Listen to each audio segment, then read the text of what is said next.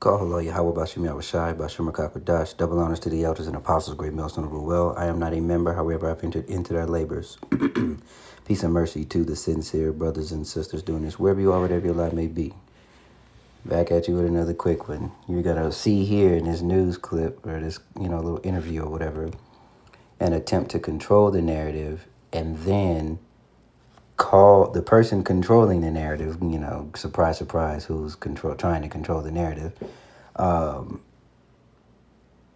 using their attempt at narrative control to call the Jake on the left a liar, right? But they have, just as, the Jay-ish interview that we covered, I think a couple weeks ago, with that Ishmaelite interviewer, they never have any facts. They just say things and they continuously repeat them until that's the official story.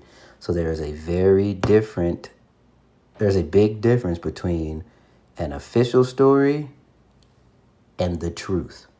There has always been, always will be. You have an official story and then you have the actual truth. And the two never coincide. Well, at least when you're dealing with the man of sin, or the woman of the man of sin. Well, their race in general. Okay, if they're on TV, if they got a bald face, or if they look at their own TV and they're an Edomite, they lying.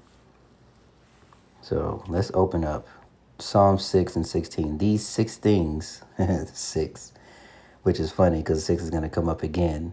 All right, and that is the number of the beast and his name. All right, well, we'll get that too. These 6 things does the Lord hate. I just find it funny that all 6 of these things are them. Yea, 7 are an abomination unto him, so 7 being complete. Proud look, lying tongue, hands that shed innocent blood, a heart that devises wicked imaginations, feet that be swift in running to mischief, a false witness that speaketh lies, and him that soweth discord among brethren. They do all of these things on an international level. Oh, hold on. And